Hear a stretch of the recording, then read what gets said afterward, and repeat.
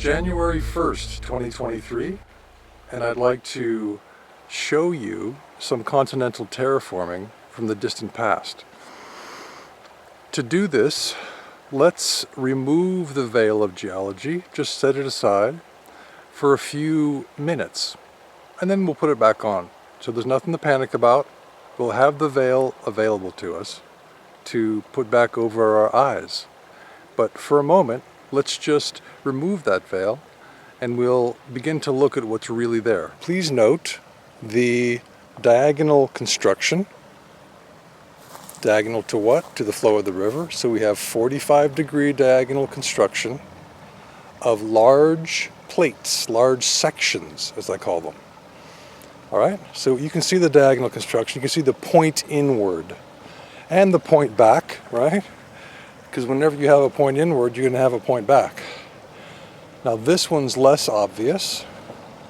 We've got basically a parallel line that's kind of fragmented there.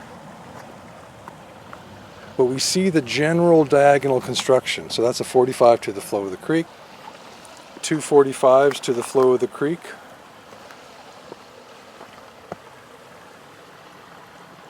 Diagonal construction.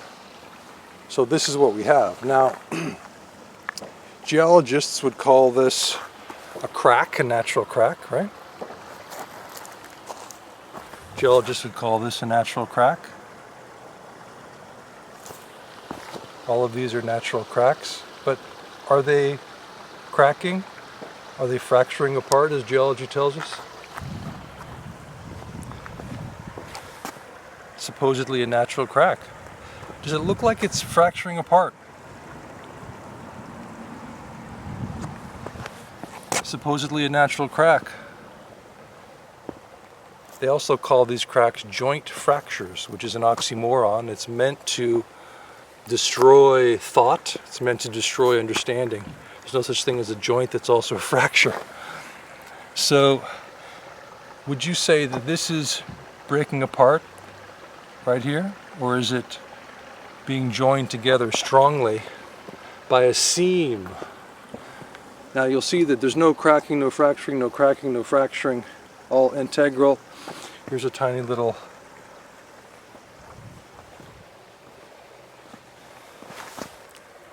but then suddenly we have this integral line, right? No cracking, no fracturing, no cracking, no fracturing, no cracking, no fracturing.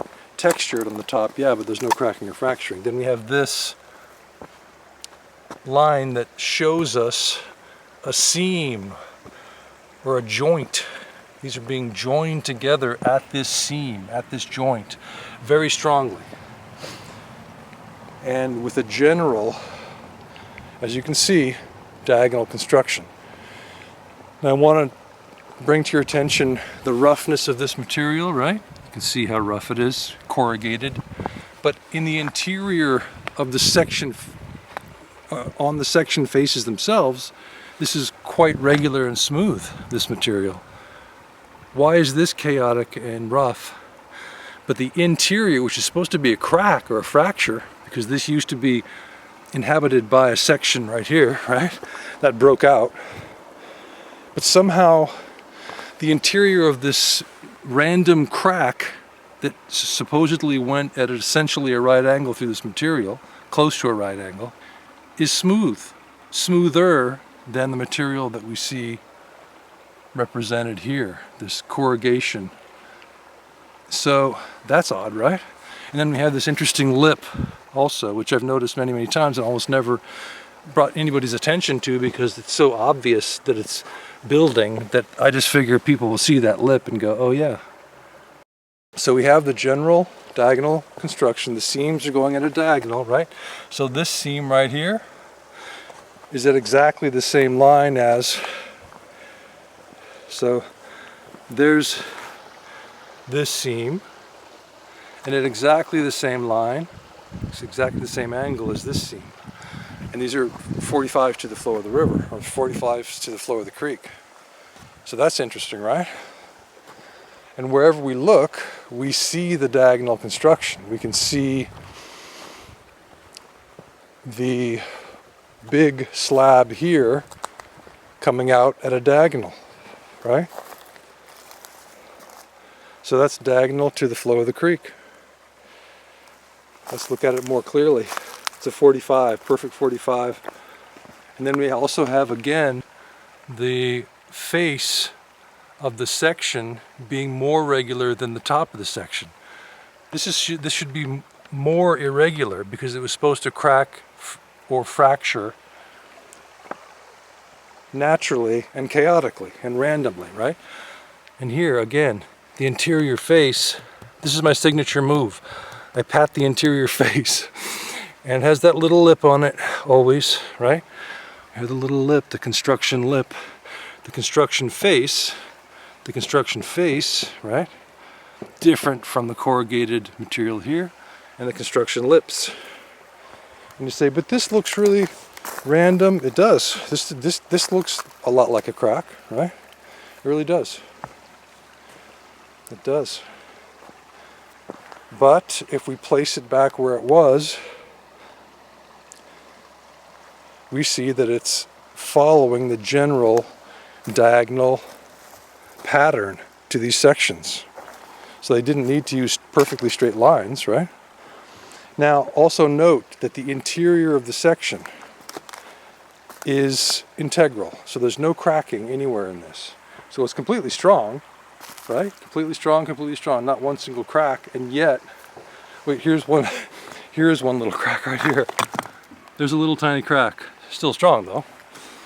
But even though this is really, really, really strong material, somehow it all came out right here. Well, that's because it's a diagonal line, and that's where the sections were meant to come out if they're going to come out. So, because the section seams, these seams are slightly less strong than the rest of the material. I mean, this one is slowly becoming an open seam. This one's slowly becoming an open seam. You can see it's opening a little bit because there's no support for these sections right here. They're all undercut by the erosion, right? So these are slowly starting to come out. Why are they coming out here? Because that's how they were built.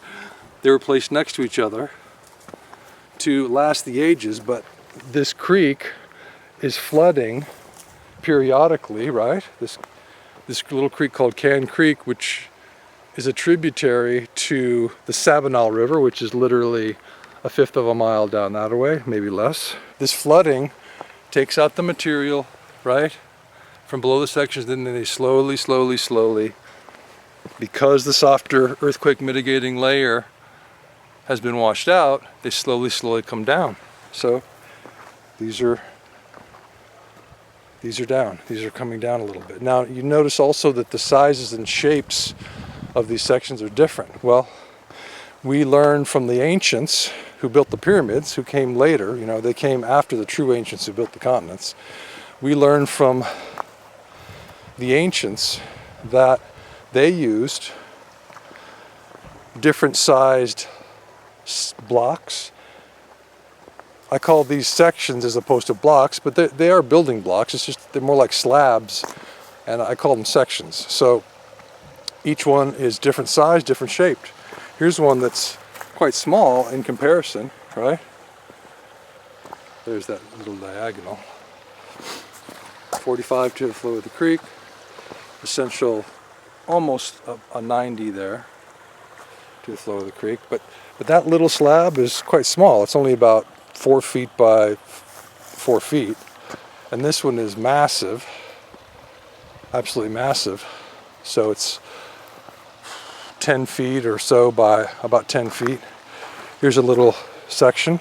So they use alternating sizes and shapes because they knew, just like the ancients who came later knew, the pyramid builders, that different size and different shaped sections is important for earthquake mitigation. If you use all similar shaped building blocks or sections, then you're going to be in trouble when an earthquake comes. So again, please note, this slab is probably 15 feet by 20 feet, and there's no crack in it at all. It's perfectly integral. Doo-doo-doo, perfectly integral, perfectly integral. We're just walking, about between 15 and 20 feet. And then there's this joining seam, right? Again, as I showed you before, right here, I was right here with you. Here's my signature move, patting the interior, more regular interior face of the section, right? And then this rougher material on top. Well, this should be rougher and more chaotic than this. Always, no exceptions. No matter how smooth or rough the top of this is, the faces should be more chaotic, okay? More chaotic, and yet here we have this, right? Interesting, right? Less chaotic than the top. Even this one, which has some bumpiness to it, is more regular than the top. So all of these are being undercut by erosion. They're going to come down. The ancients did something called ecological terraforming, whereby they used softer earthquake mitigating layers, not just to mitigate earthquakes, but also to feed the land. So as the water's coming down and it's flooding and it's a strong force, it's taking out this soft, chalky material, right? It's taking it out and slowly feeding the land. Slowly feeding the land, fertilizing the land with potent minerals that will keep the biosphere thriving. Without plants, you don't have animals. The plants need these minerals to make, and then we and the other animals need the plants to make these bioavailable for us.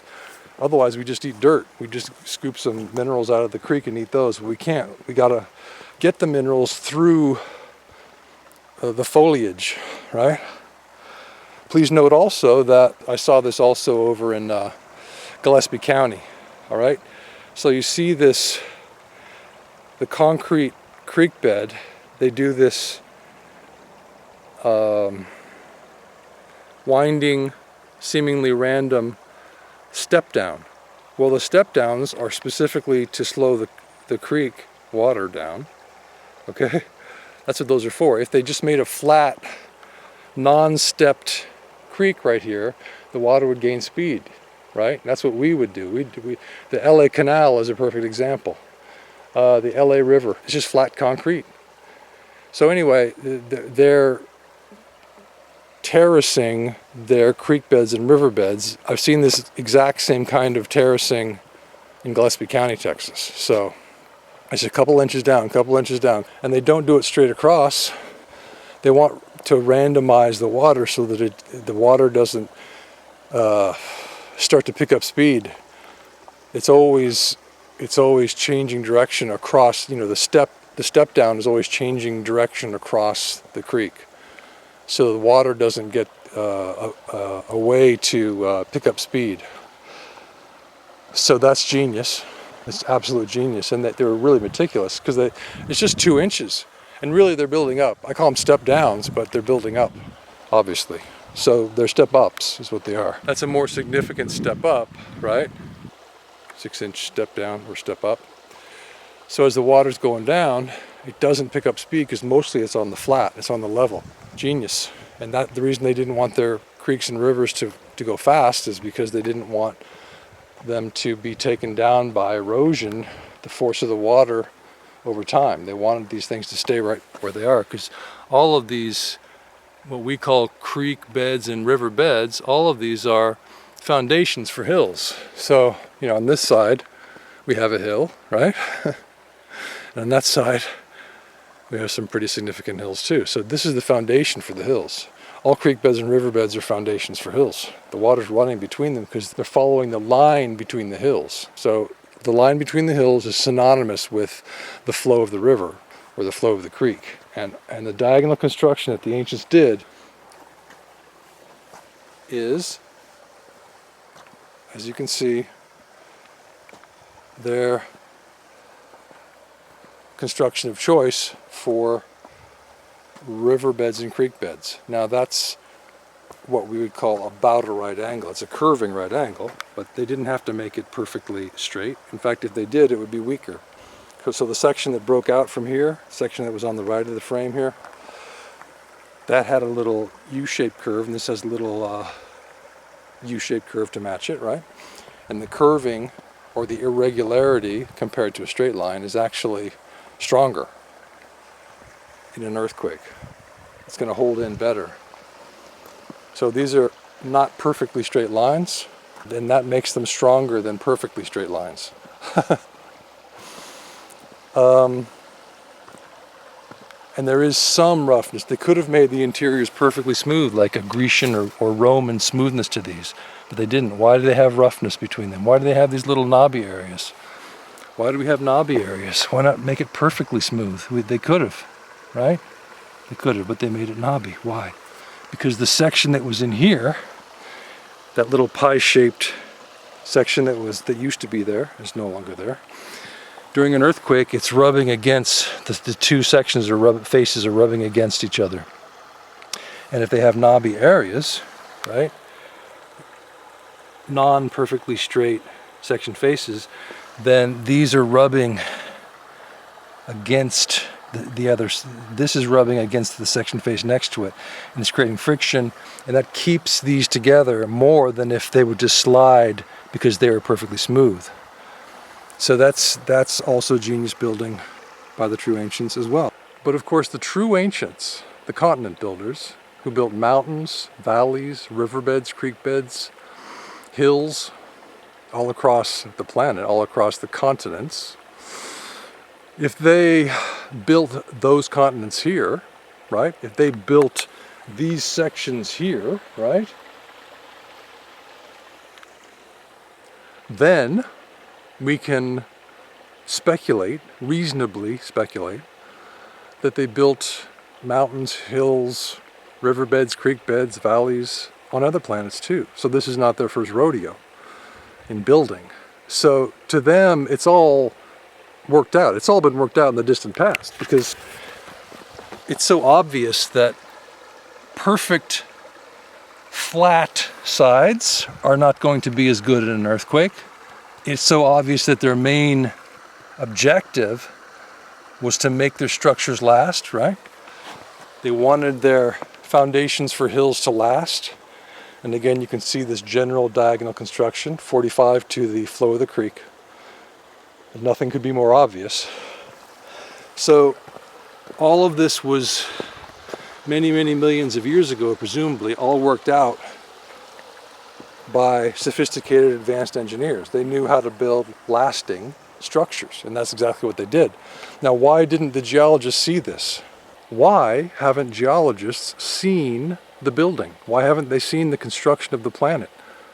Why have they consistently said this is all natural? Millions of people interested in geology have said this is all natural. Of course, they're influenced by the geologists in the schools. But we have thousands and tens of thousands and probably hundreds of thousands of geologists through time looking at the landscapes, looking at the terrain and saying this is natural. It's obviously natural. Let's figure out a mechanism for how it came into existence. Well, the reason that they believe that it's natural, that all of this came into existence through natural forces, every riverbed, every creek bed, every hill, every mountain, is because they hold a false premise. And that false premise is that we, Homo sapiens sapiens, we are the first advanced race in the universe. Okay? There was no one else around to build continents. And we didn't build the continents, so therefore the continents aren't built. So it's never even a question. Of course it's natural. It has to be. We didn't build the continents. There are no advanced races beyond us. We're the advanced race. We're the first advanced race. We're the first race, just by chance, by luck, to raise our heads above the muck and mire and achieve self-awareness. I mean, the hubris is astounding, but that's the premise. So they don't even keep it as an open question. All of academia is stuck in this weird hubris-filled state. It's a prison. It's paralyzing for them, because their belief that we are the first advanced race discounts virtually everything we see. Planets, suns, which all were built. Planets and suns were built. They didn't just come into existence by chance. So, and the reason we know that is because we are the last advanced race. We're not that advanced. We're the last race to call ourselves advanced among the truly advanced galactic family that we have. So they've been building planets and suns through thought, through intention for a long time. It's group consciousness intention that is used to create planets, and exactly the same group consciousness intention is used to create suns. The only way we can figure that out, and we can, it's pretty easy, is if we get rid of that false premise that's holding humanity back right now. Not just academia, but everyone that goes through academia, everyone who's influenced by academia is held back by this false premise that we are the first advanced race. Oh, aren't we amazing? We achieved self-awareness, yay! Oh, really? Well, what a lucky species. So, this is Jock Doubleday reporting from the interesting looking and clearly built Can Creek, right? And Can Creek tells us that we can exit the matrix. And how do we do that? By removing the veil of geology. Here's the pointer. It's telling us this is built. Here's the pointer forward. It's a half 45, right? Here's the pointer forward, a bit sharper angle, but clearly diagonal, right? This general line is generally a 45 to the flow of the creek, right? So we've got this clear diagonal construction. So if we can remove the veil of geology, then we begin to see the diagonal construction. And we begin to see that these are not joint fractures that are cracking and fracturing this material apart, but seams, like a seam in a garment that's holding it together. These seams are holding these together. Of course, eventually with the undercutting of this harder layer through erosion, eventually the sections will come down. And then we will see the regularity but not perfect flatness of the interior section faces. So we have the regularity. Here's the roughness and chaotic nature of this material, and somehow a fracture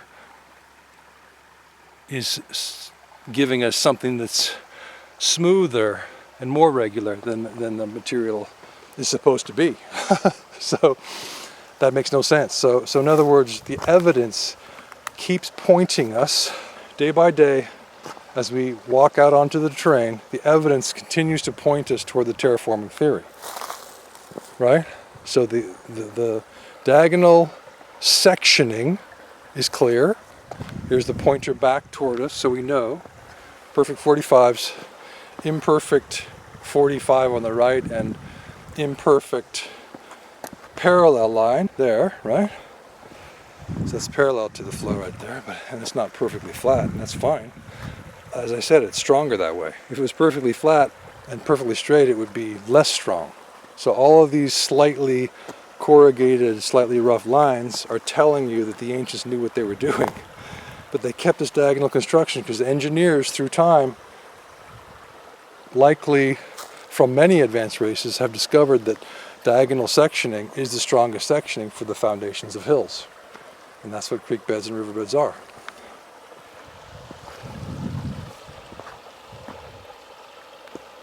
So this is Jock Doubleday reporting from this little creek that is a tributary to the Sabinal River here in central Texas.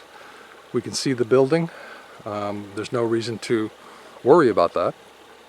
The continents are just as beautiful whether they're artificial or natural. You can still go on a beautiful hike, and you know, I know that the continents are built because the evidence is overwhelming. It's copious and unimpeachable. There's no way this is natural. Zero chance. So, although I know that the continents were built, I go on a hike and I still enjoy it just like I always did when I thought it was natural. There's no difference whatsoever. So even if you just considered the continental terraforming theory as you went out onto a hike, even if you didn't believe it, but just thought, gee, I wonder, it's not going to affect your enjoyment of the hike. It's what we have is beautiful, you know, what we have is beautiful. And we must believe that the ancients created it to be beautiful. The curving rivers. Yes, they also had, as Victor Schauberger taught us, curving rivers also have a purpose, and that's to vortex and to bring information to water, to make it more alive, to make it more powerful, more potent for the planet's inhabitants. But it's also beautiful. A curving river is beautiful, isn't it? So that's what the ancients gave us, and they gave us beautiful hills, almost as if they set up a 3D or 4D printing program to randomize the ideal forms of mountains, rivers, creeks, hills, valleys. It's all randomized. You don't see perfectly similar features across the terrain. It's all different. So of course, scientists in the beginning of our coming into awareness, scientists looked at these dissimilar features and they said, oh, this is natural. If every single hill or mountain had been the same, then we would have said, oh, that's building. But because they're different, which is to say because the terrain is beautiful, because, you know, communists build perfectly identical housing blocks, and it's soul deadening. So we know what identical features would feel like to us. And the ancients, the true ancients who built the continents from below the ground up, knew that too. So they didn't create perfectly similar features. Every hill and every mountain is different. Every riverbed is slightly different. Every creek bed is slightly different. Is there some geology on the planet? There is. In the fossil beds, the decomposed crystalline concrete that the true ancients built the continents out of, over time, over thousands, tens of thousands, millions of years, decomposed and gathered in low-lying areas, and that's what created fossil beds. So there have been great spans of time that that recorded life's progress here on Terra. And so you can imagine how old this material is. I mean, you can imagine how long it stood here, perfectly level, doing its job, as the bank of a little creek. You can imagine how ancient this is, because we have the fossil beds. So yes, there is some geology out there in localized fossil beds, but generally what we have is pure building. It's not natural layers laid down over the millennia. It's construction. It's concrete construction. Crystalline concrete, sectioned construction.